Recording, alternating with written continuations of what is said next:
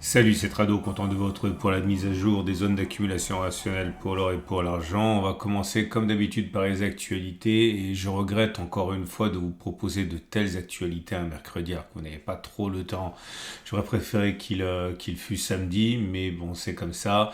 Première actualité, alors c'est un super article parce que c'est vrai que c'est un, appelez ça une arlésienne ou un serpent de mer ou un marronnier comme vous voulez, mais c'est la fameuse monnaie des BRICS adossés à l'or. Est-ce qu'on a raison d'y croire? Est-ce que c'est une chimère? C'est SCV qui s'y colle comme d'habitude, enfin repris par Nicolas Perrin, sans doute le plus grand spécialiste de l'or en France.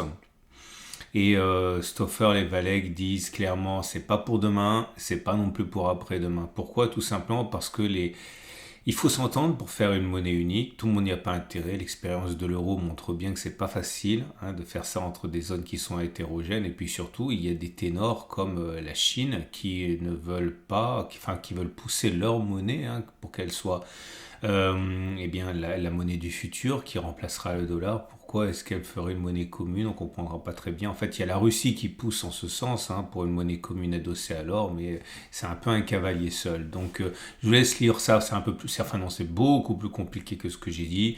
Là, j'ai simplement fait un bilan rapide, mais c'est un super article. J'invite à le découvrir. C'est en dessous de la vidéo. Il y a un lien direct. Deuxième article que j'ai trouvé pour vous.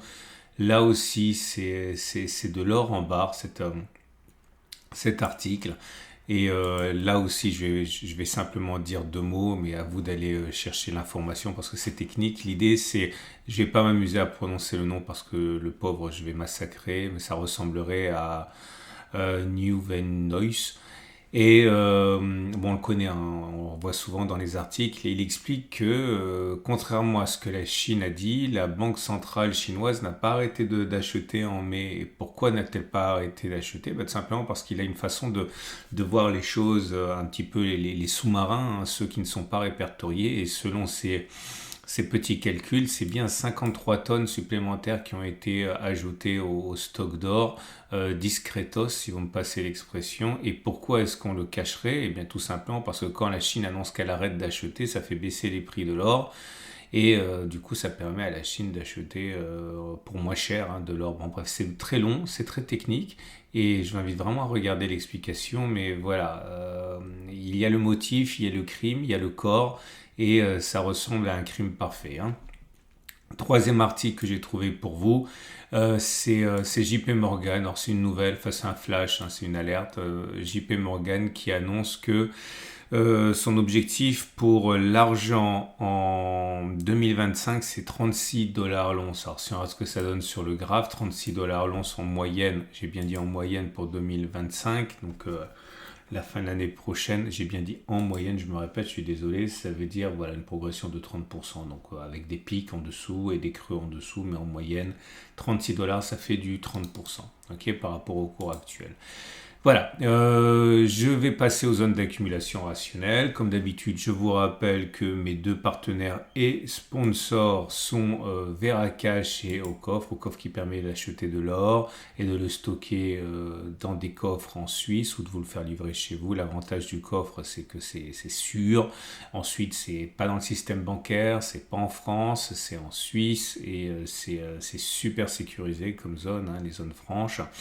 Et vous avez la carte Veracash qui vous permet avec une carte Mastercard, tout ce qu'il y a de plus classique, de dépenser l'or à mesure que vous le désirez. Bref, remonétiser l'or comme avant. Et si l'or monte, vous pouvez dépenser plus, mais l'or, l'argent, etc. Il n'y a pas que l'or. Je vous invite à regarder ce qu'ils vous proposent. Vous avez un lien en dessous de la vidéo. Ce sont des sponsors. Donc si vous voulez faire un tour, naturellement, ça soutient la chaîne. On passe aux zones d'accumulation rationnelle. Et on commence comme d'habitude par l'or libellé en euros qui rebondit sur l'oblique de résistance ici qui a été cassé, qui a fait l'objet d'un throwback. Donc on a rebondi sur cette zone qui a changé de polarité. La tendance de long terme demeure haussière, la tendance de fond est plutôt neutre parce qu'au-dessus d'une M50 qui descend, on n'est pas en zone d'accumulation rationnelle. La zone d'accumulation rationnelle a déjà été exploitée, c'est 21,02, 21,24 les bougies Akinashi indique que pour l'instant ça redevient doucement haussier. Vous voyez ça au fait que les bougies sont vertes. Maintenant c'est pas très haussier parce que les bougies sont vertes avec mèche haute et mèche basse et non pas longue sans mèche basse comme c'était le cas ici. Donc là c'est plutôt haussier, mais ça reste raisonnablement haussier. Pour l'or libellé en dollars, c'est la même chose. On est dans une situation de rebond technique depuis qu'on a consolidé légèrement. Les cours sont au-dessus de la M50 et de la M200. Tendance de long terme haussière, tendance de fond neutre. Zone d'accumulation rationnelle 22,89, 22,66 déjà exploité. L'argent a beaucoup souffert des précédentes évolutions, des évolutions récentes parce que le coup de froid sur la croissance économique inquiète. Mais le rebond a lieu sur la zone d'accumulation rationnelle qui a été identifiée par tous les analystes techniques. Donc 25,6, 24,2 c'était l'opportunité pour éventuellement accumuler pour ceux qui voulaient le faire. Tendance de long terme haussière, tendance de fond baissière. Et pour l'argent libellé en dollars, c'est la même chose. La tendance de long terme, elle est préservée parce qu'on est au-dessus de la M200 qui monte. Par contre, la tendance de fond est baissière. Et là aussi, on a eu l'opportunité d'accumuler puisque 27,5, 26, c'était zone d'accumulation rationnelle. Voilà, on a fait le tour. Je vous rappelle que si vous voulez donner un peu de visibilité à l'or et à l'argent, vous pouvez liker cette vidéo. Non seulement ça me fait plaisir, mais ensuite YouTube propose plus facilement des vidéos qui ont été likées.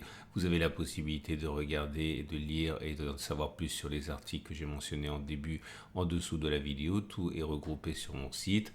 Et n'oubliez pas de vous abonner pour ne pas louper les mises à jour. C'est mercredi et samedi. Donc à samedi pour cette fameuse mise à jour.